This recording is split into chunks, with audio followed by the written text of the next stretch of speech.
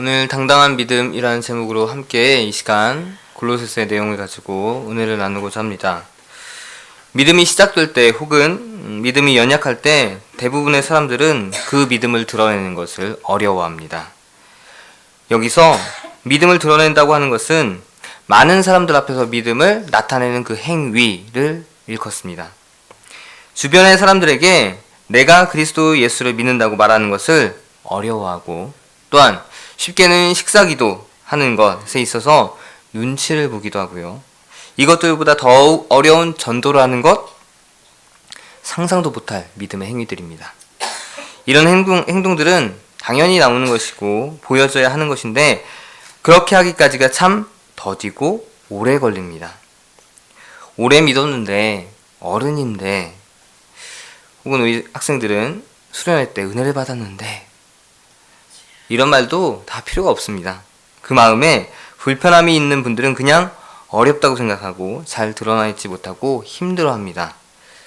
왜 이렇게 당당하지 못하고 자신 있어 하지 못하고 눈치를 보는 것인가? 또 상황을 살피며 내가 가지고 있는 믿음을 꼭꼭 감추게 되는 것일까? 믿음이 오래되고 깊으며 또한 이런 모습에 대해서 어려워하지 않는 분들 같은 경우에는 이해하지 못할 믿음의 모습입니다. 왜 그냥 하면 되지 그게 그렇게 어렵나 라고 생각하기도 하고 뭐가 그렇게 어려운지 이해가 안 간다 라고 하시는 분들도 있습니다.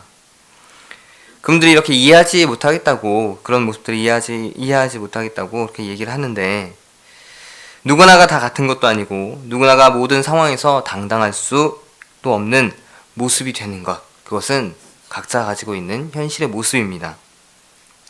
특히 최근의 상황을 보면 교회를 다닌다고 말하는 게 참으로 쉽지가 않습니다. 모든 사람의 주목을 받게 됩니다. 코로나 때문에 교회를 다니는 게 마치 죄인인 것처럼 많은 직장과 또한 사회에서 그렇게 표적처럼 교회 다니는 사람들을 바라보고 짚어냅니다. 믿음이 굳건하고 스스럼 없이 자신의 믿음, 종교에 대해서 그렇게 말하던 사람들도 지금 이 시대에는 왠지 좀 조심스럽고 꺼리는 것, 드러내는 것을 꺼리는 것, 그것이 안타깝지만 현실의 모습입니다.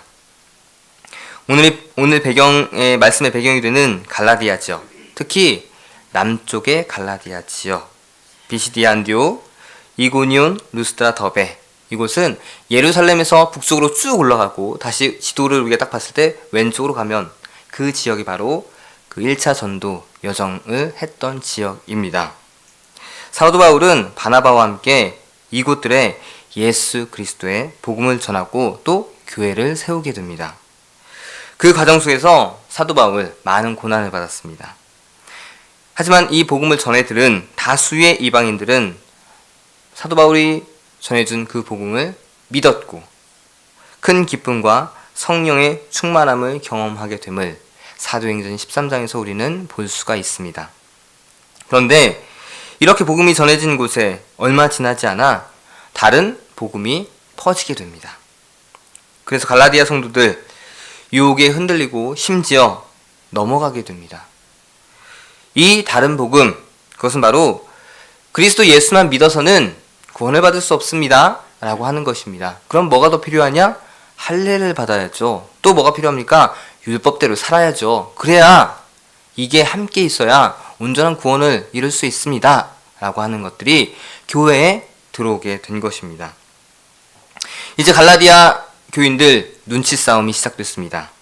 분명 사도 바울은 예수 그리스도를 믿음으로 구원을 받는다고 그 믿음 그 자체를 강조했지만 예수 그리스도의 구속의 그 사건을 믿기만 하면 된다고 말은 했지만 더러에 혹은 그 무리들을 혼란에 빠지게 하는 율법에 열심히 있는 자들, 예수 그리스도를 믿었지만 율법에 열심히 있는 자, 그 유대인들은 그것 가지고는 어림도 없습니다. 더 해야죠. 어떻게 믿는다고 구원을 받겠습니까? 라고 반문을 제기하고 할례를 받고 율법을 지켜야 한다고 그들의 믿음을 변제시킵니다. 갈라디아 교인들 헷갈리겠죠. 과연 누구의 말이 맞는지, 사도 바울의 말이 맞는지, 내 옆에 있는 그 유대인의 말이 맞는지 많이 헷갈려 있습니다. 그래서 이러지도 저러지도 못하는 믿음의 상황이 펼쳐지게 된 것입니다. 이러한 거짓 교사들의 가르침에 갈라디아 교인들은 그들의 신앙이 뿌리채 흔들리게 되는 총체적 위기의 상황을 맞게 됩니다.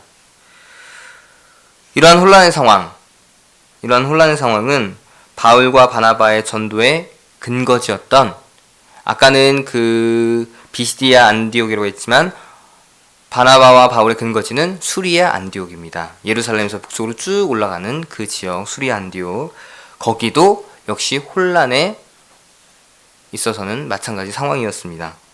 갈라디아 지역이 복음이 전파되고 예수 그리스도를 믿는 자들이 늘어나는 상황에서 불어닥친 그 예수 그리스도를 믿는 방식에 대한 문제, 구원을 위해서 믿는 그 방식의 문제에 대해서 이제 방해자들이 생겨나게 되고, 그래서 그 지역이 어수선해지게 됩니다. 이에 사도 바울은 이제 예루살렘으로 가서 이방인들의 믿음에 대해서 논란거리가 있습니다. 이것에 대해서 정확하게 해결을 해주십시오 라고 하면서 15장, 사도행전 15장에 있는 예루살렘 공의회에 참여를 하게 됩니다. 거기서 내린 결론이 무엇입니까? 이방인도 어떻게 해야 될까요? 하니까 결국 믿음으로써 구원을 받는다는 결론을 내려주게 됩니다. 이방인들 역시 할례나 율법이 아니라 오직 예수 그리스도를 믿음으로 말미암아 구원을 받는다는 그 결론을 지어주게 됩니다. 이제 그 후 어느 날 이 베드로 사도가 사도 바울과 바나바가 사역의 근거지로 삼고 있는 그 안디옥, 수리 안디옥을 찾아오게 됩니다.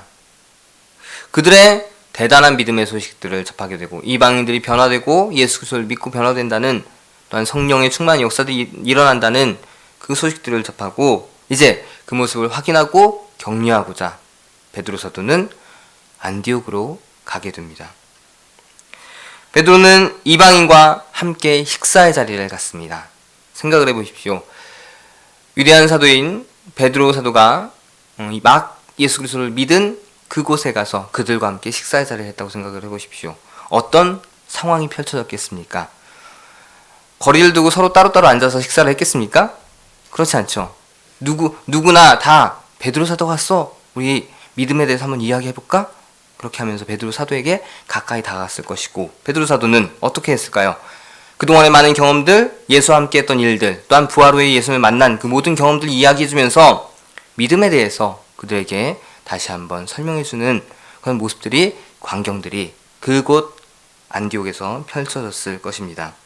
그 자리는 분명 기쁨의 자리였을 것이고, 베드로는 생각하지 못한 놀라운 복음의 현장의 생생한 모습들을 바라보며 많은 곳에서의 그 기쁨들을 함께 누리고 있었을 것입니다. 베드로는 안디옥의 그 상황에 감격하며 그들과 예수 그리스도에 대해서 또 믿음에 대해서 분명하게 이야기를 나누었을 것입니다.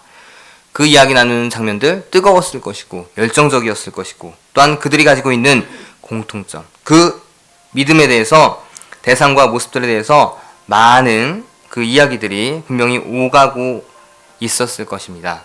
베드로 사도는 율법에 능통한 자였습니다. 그래서 율법과 할례의 문제에 대해서도 아주 잘 알고 있었습니다. 그래서 유대인들이 가지고 있는 그런 생각들, 율법에 대한 생각들, 또한 그들이 가지고 있는 믿음에 대한 문제들을 깰 수 있는 그런 능수능란한 모습들, 방법을 그는 분명히 가지고 있었을 것입니다. 그런데 이상한 상황이 펼쳐집니다. 12절 함께 읽어보도록 하겠습니다.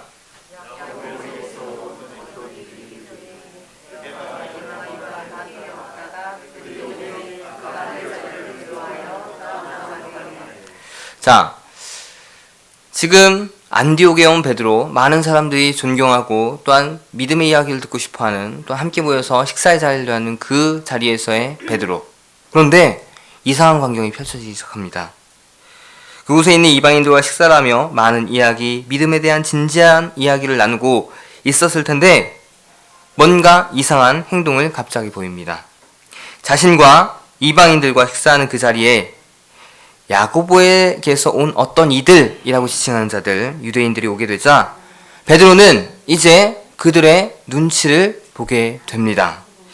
예루살렘에 있는 철저한 유대주의자들, 안디옥, 그곳에 이제 베드로가 방문한 그곳에 유대인들, 예루살렘에서 출발해서 도착한 유대인들이 나타나게 된 것입니다. 성경에는 그가 할례자들 두려워하여 떠나 물러갔다고 표현을 하고 있습니다. 이 장면은 뭐냐면은 베드로 사도가 식사의 자리에서 이야기를 하고 있는데 저 멀리서 예루살렘에서 본 사람들, 유대인들이 오고 있습니다. 그들을 어떻게 구분할까요? 충분히 구분할 수 있겠죠. 우리도 일본 사람들과 우리가 왠지 다른 느낌이잖아요. 그렇죠? 중국 사람들도 그렇고 그런 느낌으로 딱 이제 보고 구분을 하게 된 것입니다. 근데 그들을 보자 이제 도망치게 된 것입니다. 그런데 그 과정의 모습이 너무나도 생각하기에 우스운 그런 모습으로 베드로 사도가 처신을 했습니다. 우리는 이 글을 읽으면 베드로 사도가 저 멀리서 유대인들이 예루살렘에서 온 유대인들이 오고 있구나. 잠깐 자리를 피해야 되겠다 하고 일어나서 바로 돌아가게 된 것. 그 모습으로 우리는 보통 생각을 할 수가 있습니다. 그런데 원문의 단어의 의미를 보면 예루살렘으로부터 온 유대인들을 베드로 사도가 발견하게 되고요. 이제 그들의 비난을 두려워해서 자신의 모습을 아예 눈에 띄지 않도록 몸을 움츠리고 슬금슬금 뒷걸음질 치며 도망하는 그 모습의 의미가 원문 의미에 담겨져 있는 것을 보게 됩니다. 움츠리고 슬금슬금 그리고 힐끔힐끔 그들을 보며 조심스럽게 자리를 떠나는 베드로. 그 모습이 어느 정도 상상이 되시나요? 예, 뭔가 자신 없고 뭔가 도망치고 싶은 그 베드로 사도의 모습이 원문어 단어에 표현이 되고 있습니다. 무엇 하나 부족할 것 없는 베드로 사도인데 그는 또다시 예수 그리스도의 믿음에 반한 행동을 보이고 있는 것입니다.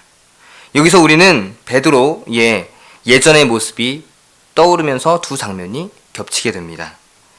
예수님께서 십자가를 지고 갈 때 자신이 예수님의 제자가 아닌 척 예수님이 계신 그 뜰 바깥에서 마당에서 앉아서 그 예수님을 바라보던 베드로. 그런데 그 함께 있던 옆 사람이 그 베드로를 수상히 여기고 당신 저 예수와 함께 있던 자 맞지? 라고 하니 베드로는 3번씩이나 이렇게 부인합니다. 무슨 말 하는 거야? 첫 번째였고요. 두 번째, 나 저 사람 몰라. 나 저 사람 정말 몰라. 이렇게 3번의 부인을 하게 되는 베드로의 모습. 그때나 지금 이 안디옥에서의 베드로의 모습, 주변의 시선에 무척 조심하고 또 모른 척했던 그 모습이 오늘 말씀의 장면에서 또 한 번 떠오르게 됩니다. 베드로는 이방인들과 한 식탁에서 음식을 먹다가 예루살렘으로부터 온 유대인들을 보자 그들의 비난이 두려워서 그 자리를 그렇게 피한 것입니다. 사도 바울은 베드로의 그 모습을 이제 공개적으로 모든 사람들의 앞에서 책망을 하게 됩니다. 베드로의 모습은 분명 바울을 실망하게 했고요. 베드로 자신조차 자신이 주장했던 진리의 모습에서 떠난 많은 믿는 자들을 실망케 하는 모습이었습니다. 행여 그 유대인들이 내가 이방인들과 함께하는 모습을 보면 뭐라고 할까봐 두려워서 피하는 그 모습. 사도 바울의 베드로에 대한 이 책망은 이러했습니다. 베드로 당신 유대인이었지만 예수님 믿고 이제 율법에서 자유로워진 사람이 아닙니까? 유대인의 율법을 중시하는 삶을 버리고 살면서 왜 율법주의자들이 오니까 부끄러워하고 그들과 함께 있는 것을 부끄러워하고 슬금슬금 피하십니까? 이렇게 책망을 하게 된 것입니다. 베드로는 복음 전파자였습니다. 자신의 그러한 신분을 망각하고 오히려 복음의 진리를 거스르는 행동을 보이게 된 것. 오늘 본문이 말해주는 베드로 사도의 모습입니다. 베드로의 믿음은 외식하는 믿음이었습니다. 상황에 따라서 눈치를 보는 그러한 믿음이었습니다. 진리를 알고 그 진리로 삶을 살아가야 했는데 진리를 알지만 그것이 진리가 되지 못하는 모습이 그 가운데 있었습니다. 아직도 믿음에 확신이 없는 것이 아닌가 의심이 들게 하는 그러한 모습, 베드로 사도의 오늘 말씀의 모습입니다. 이러한 그의 행동은 그렇게 자신만 했다면 더 확대되지 않는 문제로 됐을 텐데 그런 그의 행동을 보고 주변에서 변화되어 개종한 유대 개종자들까지 외식하는 모습을 보이게 되었다는 것.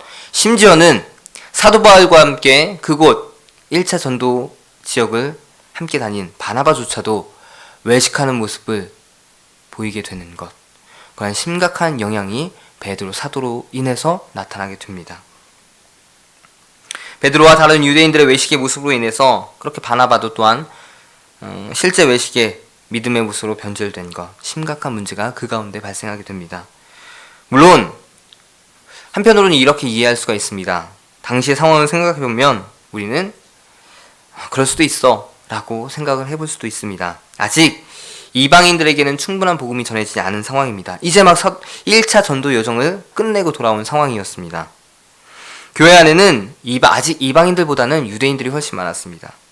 그래서 할례와 율법에 대해서 그렇게 격렬한 이야기와 토론들이 벌어지고 있었던 것이고, 다른 복음이 그렇게 비집고 들어오고 오직 믿음만을 강조하기에는 어려운 상황이 그 당시 교회의 상황이었습니다. 그러니 눈치가 보이는 것은 당연하겠죠. 그리스도교와 유대교를 명확히 구분하지 못하는 사람들이 넘쳐났던 그 교회, 당연히 유대인들처럼 율법을 지키고 할례를 받는 게 맞다고 생각하는 자들이 많았기에 베드로 사도의 그런 모습들 또한 다른 그런 모습들이 당연히 그럴 수도 있을 거야 라고 이해를 한편으로는 할 수 있습니다. 그러나 예수님의 수제자였고 또한 함께 시간을 보냈고 부활하신 예수님도 본 베드로, 다른 사람들보다 더 신앙의 경험이 많았던, 직접 보았던, 경험했던 그 베드로, 그는 자신이 율법으로부터 완전히 자유하지 못했고요. 보고 경험한 그 믿음을 확실히 전하지 못하고 나타내지 못한 안타까운 모습을 오늘 말씀에서 보이게 됩니다.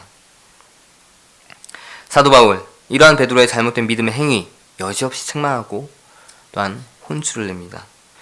사도 바울의 이 책망은 수제자인 베드로를 부끄럽게 만들었을 것이고, 또 더 나아가서는 당시 안디옥을 비롯한 갈라디아 지역의 신자들의 믿음의 행태에 대한 그러한 책망으로 이어졌을 것입니다. 그래서 그들의 모습을 각성시켰을 것이고, 어떤 것이 바른 믿음의 삶과 모습인지 고민하게 하는 그러한 사도 바울의 책망이었을 것입니다. 함께 이 본문을 읽어보겠습니다.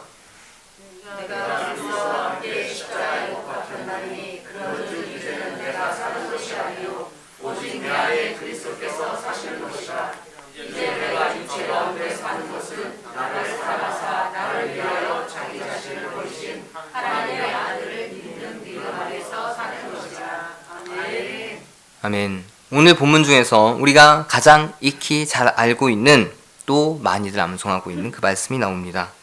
바로 이 말씀이 베드로의 믿음을 반하는 그 결정적인 실수를 한 그 행동으로 인해서 나온 말씀이었다는 것, 그 배경을 우리는 살펴볼 수가 있습니다. 또한 더 나아가서는 갈라디아 지방에 오직 믿음으로 의롭게 된다, 믿음으로 구원을 얻을 수 있다 라고 하는 그 주장에 상반되게 다른 복음, 율법과 할례가 필요하다는 그 모습들이 나타난 그 배경에서 이 말씀이 나왔다는 것을 우리는 이해할 수가 있습니다. 저는 이 말씀을 묵상하면서 내 안에 그리스도께서 사시는 것과 또한 하나님의 아들을 믿는 믿음 안에서 사는 것에 마음이 갔습니다. 그러면서 그리스도께서 내 안에 사시는 그 믿음의 삶, 하나님의 아들을 믿는 믿음의 삶이 어떤 모습인가에 대한 생각을 해보게 되었습니다. 베드로의 모습을 통해서 내 안에 있는 그리스도를 당당하게 이야기할 수 있는가? 라는 질문이 떠올랐고요. 또한 믿음의 원리, 오직 믿음으로 구원을 받는다는 그 믿음의 원리를 내가 확신을 할 수가 있을까? 라는 생각, 또 내 안에 있는 그리스도께서 인도하는 그 삶을 살아갈 수 있나? 라는 것, 또 믿음대로 살아가는 삶이 나의 삶인가? 지금의 모습인가? 라는 그런 질문들이 떠올랐고 생각이 되어졌습니다. 베드로는 그가 경험한 예수님에 대한 믿음대로의 삶을 안타깝게도 나타내지 못했습니다. 예수님께서 그 마음에 계시는데 그 믿음에 대해서 잘못된 주장을 하는 다수의 유대인들의 눈치를 살폈습니다. 자신의 믿음에 당당함이 없었습니다. 믿으면 의롭게 되는데 예수님을 믿기만 해서 자기의 부족함도 그리고 죄도 또 얼마 전에 예수님을 부인했던 그 모습들도 다 용서를 받았는데 그 경험을 망각하고 다시 그 믿음의 삶으로 그는 살아내지 못했습니다. 믿는 자들과의 식탁에서 주님의 그 사랑과 은혜 또한 믿음에 대해서 나누며 기쁨을 가졌을 것이지만 그것을 다른 사람들과 함께 나누지 못한 베드로의 모습, 지금 우리도 주님의 사랑과 은혜에 그 믿음에 대해서 서로 기쁨을 가지고 고백하며 간증하면서 살아가지만 믿지 아니하는 자들에게 과연 당당히 나의 믿음을 복음을 전하는 모습을 가질 수 있는가라는 것, 그 생각을 오늘 본문 말씀 통해서 우리는 하게 됩니다. 우리는 살아계신 예수 그리스도가 내 안에 계시기 때문에 분명히 당당해야 합니다. 예수 그리스도가 내 안에서 나를 움직이시기 때문에 그 음성에 귀를 기울이고 당당히 그 음성대로 그 믿음의 삶을 살아가면 됩니다. 베드로의 모습처럼 눈치 보고 뒷걸음질 치고 그러면 안 됩니다. 믿음은 보이는 것입니다. 믿음은 나타내는 것입니다. 그래야 믿음이 실제가 될 수가 있습니다. 예수님은 보이지 않지만 그 예수님을 우리가 믿음의 모습으로 살아가고 나타내야 합니다. 그래야 믿지 않는 자들이, 비그리스도인들이 저 사람을 보니까 예수님이 정말 계시기는 한가 보다 라고 생각을 할 수가 있습니다. 삶이 달라지고 모습이 달라지는 것이 모두 예수님 때문임을 우리는 당당하게 나타내야 합니다. 오늘 베드로의 모습을 보시면서 어떤 생각을 하셨나요? 뒷걸음질치고 눈치를 보며 슬금슬금 피하는 그 모습을 보면서 어떤 생각이 들으셨나요? 베드로 또 그런 행동을 했어? 왜 그랬을까? 그런 생각을 분명히 했을 것입니다. 그런데 그 모습이 내 모습입니다. 그 모습이 나의 모습이라는 것. 오늘 내가 예배드리고 있지만 내일 삶의 자리에서 또 베드로의 모습을 나타낼 수 있습니다. 한없이 나약하고 부족한 것이 우리의 삶입니다. 그래서 우리는 보통 믿는 자들 사이에서는 이런 인사를 하죠. 샬롬도 많이 하지만 승리하십시오 라는 인사를 많이 하게 되죠. 여기서 승리는 여러 가지 의미를 담고 있습니다. 그러나 오늘 말씀과 연관지어서 생각해보면 우리는 믿음으로 세상을 이겨야 합니다. 당당함으로 우리의 믿음의 티를 나타내는 그 승리를 매일의 삶 가운데 우리는 보여야 합니다. 우리 학생들과 예전에 이제 이야기를 많이 나누었을 때, 공과를 했을 때 보통 고백하는 모습들이 있었습니다. 학교에서 식사 기도할 때 과연 이것을 잘할 수 있는가 없는가 그 모습에 대해서 이야기를 하는데 눈을 뜨고 기도한다 또 있었고 기도 안 합니다 혹은 1초 기도합니다 이렇게 1초 기도하는 아이들도 있었다는 것을 이야기를 하는 것을 봤습니다. 하나님이 정말 좋습니다. 그런데 나타내기가 너무 어렵습니다. 하나님을 정말 사랑하는데 친구들이 내가 교회 다니는 것을 알게 될까봐 그것이 부끄러워서 티를 낼 수가 없습니다 라고 이야기하는 것들, 많이 불편한 모습들이 우리 아이들 가운데에도 분명히 있었습니다. 베드로도 그랬습니다.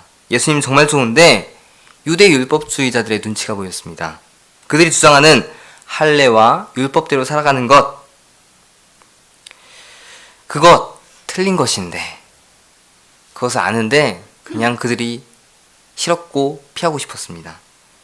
그는 승리하지 못한 삶을 살아갔습니다. 믿음에 당당하고 승리하는 삶을 살아가는 우리 성도님들이 되시길 바랍니다. 우리가 당당한 건 근자감이 아닙니다. 근거 없는 자신감이 아닙니다. 우리가 당당한 건 지금 천국의 삶을 주시는 주님이 내 곁에 계시기 때문에 당당한 것이고 우리는 영생을 소유한 자들이기 때문에 당당한 것입니다. 나 예수 믿어를 그럼 어떻게 나타낼 수 있을까? 우리 청소년부 학생들은 이따가 나눔의 시간에서 그걸 함께 나눠보시고 고민을 해보시기를 바랍니다. 다양한 방법들이 각자에게 분명히 있을 것입니다. 여러 생각들이 있을 것입니다. 그것들을 실제로 한 주 동안 어떻게 내가 학교에서 나타낼 수 있을지를 함께 나누고 고민을 해보시기 바랍니다. 뿐만 아니라 우리 성도님들께서도 한 주의 삶 속에서 나 예수 그리스도를 믿는다라는 당당함, 복음을 전한 그 모습을 나타내시고 정말 승리하시는 믿음의 삶이 되시기를 바랍니다. 오늘 말씀을 통해서 베드로의 그 연약한 모습에서 벗어나 인간의 연약한 모습을 벗어내고 세상을 능히 이길 수 있는 그 당당함에 예수님을 보여줄 수 있는 저와 우리 성도님들이 되시기를 바랍니다. 내 옆에 계신 그리고 나의 등 뒤에 계신 예수님을 자신 있게 소개해 보십시오. 주님은